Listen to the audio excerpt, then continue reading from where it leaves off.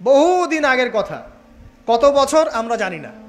একজন প্রতাপশালী বাদশা ছিল, এখনকার বিশ্ব নেতাদের মতোই পরাশক্তি, ওই যে আসহাবুল কাহাফের মতো, বা ওই নমরুদের মতো, বা ওই যে ফেরাউন তার মতো একজন প্রতাপশালী বাদশা ছিল।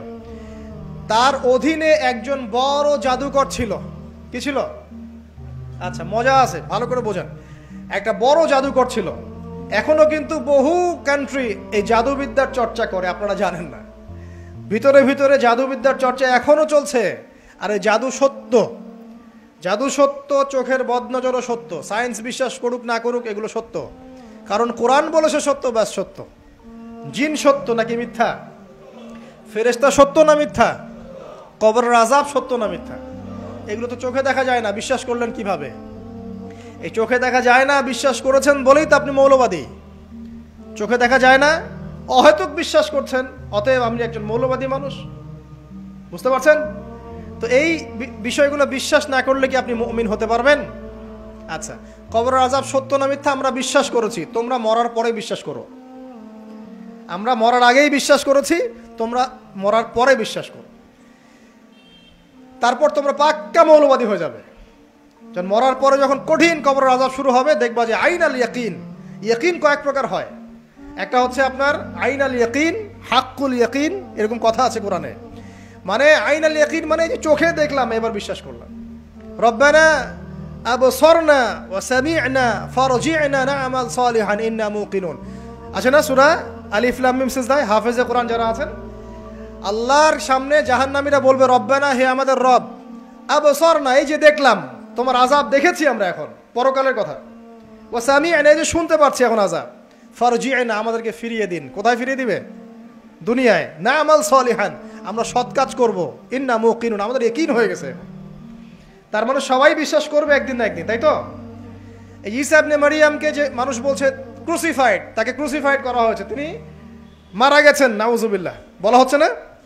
আচ্ছা, ঈসা ইবনে মারইয়াম যখন নেমে আসবেন সবাই বিশ্বাস করবে না?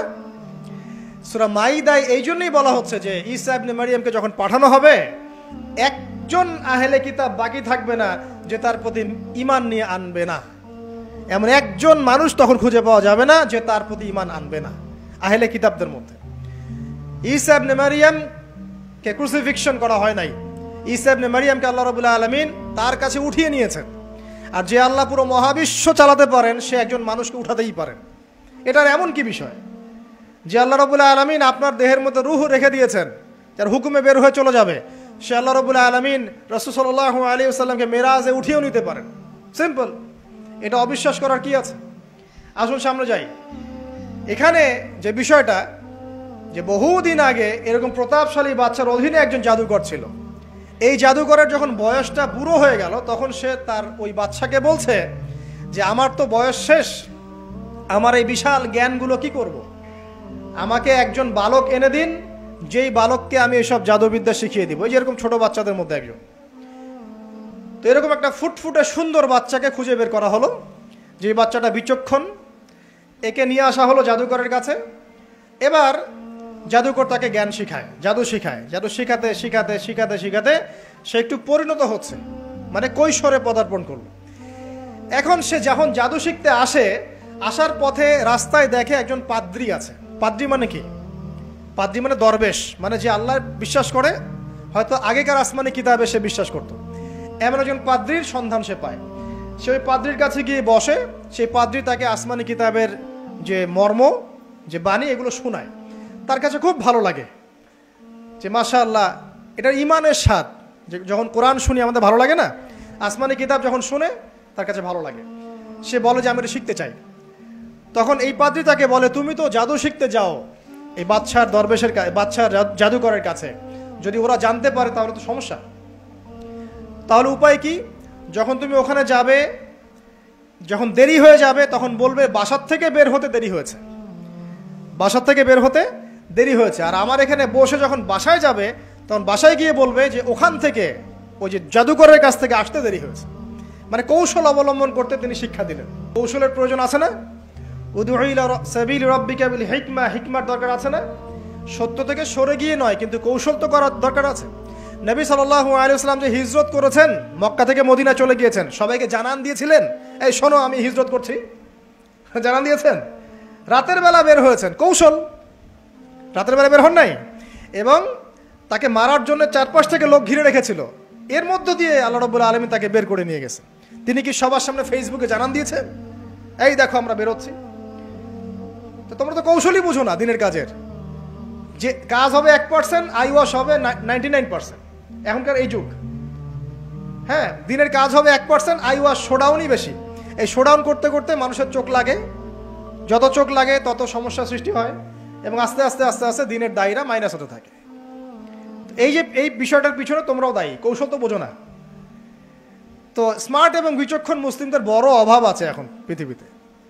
যতক্ষণ পর্যন্ত বিচক্ষণতা অর্জিত হচ্ছে না, ততক্ষণ পর্যন্ত ইসলামের বিজয় হচ্ছে না, এটা মাথায় রাখেন। তারপর সামনে যান।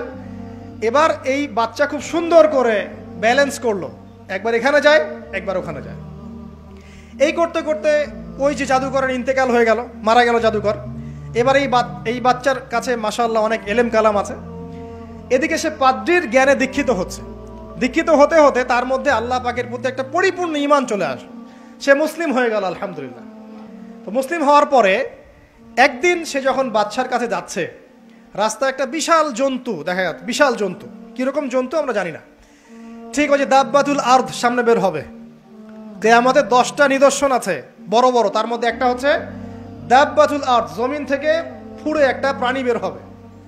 আর এখন মানুষ এগুলো বিশ্বাস করবে না আমি জানি, 2 দিন পর নাসা যখন বলবে তখন বিশ্বাস করবে। কথা কি বুঝতে পারছেন? তবে প্রাণী এই পৃথিবীর নিচে আছে। রাসূল সাল্লাল্লাহু আলাইহি ওয়াসাল্লাম বলছেন 10টা আলামত না আসা পর্যন্ত কিয়ামত হবেই না। তার মধ্যে একটা হচ্ছে দাব্বাতুল আরদ, জমিন থেকে একটা প্রাণী বের হবে, এবং এই প্রাণী শুধু বেরই হবে না, মানুষের সাথে কথাবার্তা বলবে। এবার মানুষের সাথে কথা বলবে প্রাণী। বিশ্বাস করছেন? এখন বিশ্বাস করছেন না জানি, কিন্তু প্রাণী মানুষের সাথে কথা বলবে। আল্লাহ পাক বলাতে পারেন না? পারেন। আচ্ছা সামনে যান। ওই প্রাণী যখন দাঁড়িয়ে আছে রাস্তায়, এখন এই বালক বলছে আজকে আমি প্রমাণ করে নিব যে আল্লাহর আনুগত্যশীল ওই পাদ্রী সঠিক নাকি ওই জাদুকর সঠিক। এবার সে একটা ইট হাতে নিল, পাথর হাতে নিয়ে এসে বলছে, আল্লাহ তোমার কাছে যদি ওই জাদুকরের কাজের চাইতে এই পাদ্রীর কাজ বেশি পছন্দনীয় হয়, এই ইটের আঘাতে এই জন্তুকে তুমি মেরে ফেলো আল্লাহ। এ বলেছে বিসমিল্লাহ বলে পাথর নিক্ষেপ করলো। নিক্ষেপ করার সাথে সাথেই জন্তু ডেড। তখন তার আইন আল ইয়াকিন, হাক্কুল ইয়াকিন হয়ে গেল যে হ্যাঁ, আল্লাহর কাছে এই পাদ্রীর আমলই সবচেয়ে বেশি পছন্দনীয়। তার আর মনে কোনো সংশয় থাকলো না। কিশোর মানুষ না, কতটুকুই বা বোঝেন নাই? এবার তার মধ্যে একটা ইয়াকিন চলে আসলো এবং সে পরিপূর্ণ মুমিন মুসলিম হয়ে গেল।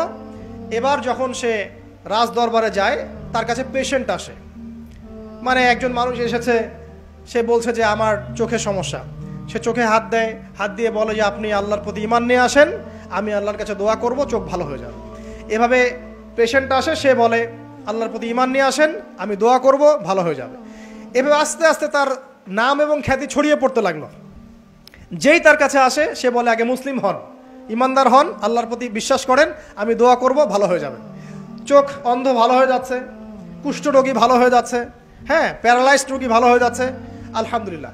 নবী ঈসা আলাইহিস সালাম এমনটা করেছিলেন না? আল্লাহ পাক চাইলে করতে পারেন। একদিন ওই রাজ দরবারের একজন মন্ত্রী আসছে, এবার ওই রাজার একজন এমপি সাহেব, তার চোখে সমস্যা, সে আসছে, এসে বলছে যে আমার এই চোখের সমস্যা, আমার চোখটাকে ভালো করার দরকার, তোমার কাছে কোনো ওষুধ আছে নাকি? সে বলছে যে আপনি আল্লাহর প্রতি ঈমান নিয়ে আসেন, আমি আল্লাহর কাছে দোয়া করব, আপনি ভালো হয়ে যাবেন। এবার সে আলহামদুলিল্লাহ ঈমান নিয়ে আনলো এবং সে ভালো হয়ে গেল। এই ভালো হয়ে যাওয়ার পরের দিন যখন সে আবার ওই পার্লামেন্টে গিয়েছে আর কি, ওদের তৎকালীন রাজদরবারে, এবার রাজা ওকে দেখে বলছে যে তোমার তো চোখ অন্ধ ছিল, কিভাবে শেফা লাভ করলে? তো সে বলে না কিভাবে শেফা লাভ করলো, সে বলতে চাচ্ছে না, কারণ সে আজ করছে যে বললে সমস্যা হবে। তো এক পর্যায়ে তাকে খুবই পিটুনি দেওয়া হচ্ছে, রিমান্ডে নিয়ে গিয়ে কঠিন মাইর দেওয়া হচ্ছে। এক পর্যায়ে সে মারের যন্ত্রণা সহ্য করতে না পারে বলে ফেললো যে ওই বাচ্চা, তার কাছে গিয়ে আমি আরোগ্য লাভ করেছি এবং সে আমাকে বলেছে যে তার রবের প্রতি ঈমান নিয়ে আসতে, তাহলে আমি শেফা লাভ করব। এই বাচ্চা এখন বলছে ফেরাউনের মতো যে আয়না রব্বুকুমুল আ'লা, আমি তো তোমাদের রব। নমরুদের মতো আমি তো তোমাদের রব, ঠিক আছে, আমি ছাড়া তোমাদের কে রব আছে? আমি তো জানি না যে আমি ছাড়া তোমাদের কোনো ইলাহ আছে। এবার এই লোকটাকে হত্যা করা হলো, এই এমপি সাহেবকে হত্যা করা হলো, বিকজ সে ঈমান নিয়ে আসে। এবার সেই বালককে ডেকে আনা হচ্ছে, বলা হচ্ছে বলো তুমি নাকি তোমার রবের নাম দিয়ে মানুষের ট্রিটমেন্ট করা শুরু করেছো। তখন সেই বালক বলছে হ্যাঁ, আমি এক আল্লাহর প্রতি বিশ্বাস করি এবং তার রাসূলের প্রতি বিশ্বাস করি, তার প্রেরিত আসমানি কিতাবে বিশ্বাস করি। এখন রাজা বলছে আমি ছাড়া তোমাদের কোনো ইলাহ আছে আমি তো জানি না। এই সৈন্যবাহিনী শোনো, এই বালককে ধরো, ধরে নিয়ে গিয়ে উঁচু পাহাড়ে নিয়ে যাও, ওখান থেকে ফেলে দাও। কথা বুঝতে পারছেন? এবার তাকে নিয়ে যাওয়া হলো, ক্রস ফায়ার দেওয়া হবে, এবার উপরে নেওয়া হয়েছে, একদম পাহাড়ের উপরে। এবার ওই বালক উপরে উঠে একটা দোয়া করছে, এই দোয়াটা সবাই শিখে নেন। ওই বালক উপরে উঠে দোয়া করছে আল্লাহুম্মা কফিনিহিম বিমা শি'তা, আল্লাহুম্মা কফিনিহিম বিমা শি'তা, আল্লাহুম্মা কফিনিহিম বিমা শি'তা। পাহাড় থরথর করে কাঁপা শুরু করলো এবং ওই সৈন্যবাহিনী পাহাড় থেকে পড়ে গেল, বালকের কিচ্ছু হলো না। আমি কিন্তু বানোয়াট কোনো গল্প বলছি না, এটা কোরআন থেকে বলছি এবং এটা তাফসির। আপনি যে কোনো তাফসির পড়েন, মারিফুল কোরআন, তাফসির ইবনে কাসির, জালালাইন পড়ে দেখেন, জাস্ট পড়ে দেখেন আমার সাথে ডিবেট করার আগে। এবার সে বালক হেঁটে হেঁটে চলে আসলো রাজদরবারে। আবার কি ব্যাপার, তুমি মরো নাই? না, আল্লাহ আমাকে বাঁচিয়েছেন, আমার রব আমাকে বাঁচিয়েছেন। আবার পাঠানো হচ্ছে আরেক দল সেনাবাহিনীকে নিয়ে, যাও এবার ওকে সমুদ্রে নিয়ে যাও, সমুদ্রের মাছ সমুদ্রে ডুবিয়ে দিবে একদম। আবার সে ওখানে গিয়ে বলল আল্লাহুম্মা কফিনিহিম বিমা শি'তা, হে আল্লাহ, অর্থ হচ্ছে হে আল্লাহ আমার বিপক্ষে যারা আছে আপনি যা দিয়ে ইচ্ছা ওদের বিরুদ্ধে আমাকে সাহায্য করেন। অর্থটা হচ্ছে এমন, আল্লাহুম্মা কফিনিহিম বিমা শি'তা, আল্লাহ আপনি আমার জন্য যথেষ্ট হয়ে যান, ওদের বিরুদ্ধে আমার জন্য যথেষ্ট হয়ে যান, যা ইচ্ছা তাই দিয়ে আপনি হেদায়েত করুন, মানে আমাকে হেফাজত করুন। ঠিক আছে, আল্লাহুম্মা কফিনিহিম বিমা শি'তা, ছোট্ট দোয়া। এবার ওই সমুদ্র উত্তাল হওয়া শুরু করলো এবং ওরা জাহাজ থেকে পড়ে গেল। এই বাচ্চা সেফলি আবার চলে আসলো রাজদরবারে। বিশ্বাস করছেন না? চলে আসলো। এবার আসার পরে বলছে শোনেন, আমাকে এভাবে মারতে পারবেন না, আমাকে এইভাবে মারা যাবে না, আমি আপনাদেরকে বলে দিচ্ছি কিভাবে আপনি আমাকে মারতে পারবেন। তো বাচ্চা বলছে কিভাবে মারতে পারবো বলো। তখন সেই বাচ্চাটা বলছে যে আপনি সমস্ত এলাকার মানুষকে এক জায়গায় জড়ো করবেন, মানে পুরো নেশনের যত মানুষ সবাইকে একটা মাঠে নিয়ে আসবেন, মাঠের মাঝখানে একটা গাছ রোপণ করবেন বা একটা কিছু স্তম্ভ নির্মাণ করবেন, সেখানে আমাকে বেঁধে ফেলবেন। বেঁধে ফেলার পরে আমার এই ধনুক থেকে একটা তীর বের করবেন, তীর বের করে আপনি নিজ হাতে এই তীরটাকে নিশানা দিবেন, দিয়ে বলবেন বিসমিল্লাহ আল্লাহর নামে, বিসমিল্লাহ আল্লাহর নামে, বিসমিল্লাহি রব্বি হাযাল গোলাম বলে ছুড়বেন। অর্থ হচ্ছে আমি এই রবের, আমি এই বাচ্চার রব, আমি এই বাচ্চার রব আল্লাহর নামে তীর ছুড়লাম, এটা বলে তীরটা নিক্ষেপ করবেন, তাহলে আমি মরবো, তার আগে মরবো। কথা কি বুঝতে পারছি? এবার তাই করা হলো, সমস্ত এলাকার মানুষকে এখানে জড়ো করা হলো। কথাটা ভালো করে বোঝেন, সমস্ত এলাকার মানুষ মানে কি ওই এলাকার সব মানুষ, মানে মুমিন কাফের যে আছে সবগুলাকে একত্রিত করা হলো। করার পরে বাচ্চাটাকে এভাবে একটা জায়গায় বেঁধে দেওয়া হয়েছে, খেজুর গাছে, তাফসিরে এসেছে খেজুর গাছে। এবার সে এখান থেকে তীর বের করে বাচ্চা বলছে বিসমিল্লাহি রব্বি হাযাল গোলাম, নিক্ষেপ করলো। তীরটা ঠিক, আল্লাহ পাকের দৃষ্টি দেখেন এত সূক্ষ্ম, ওইটাই বর্ণনা করেছেন।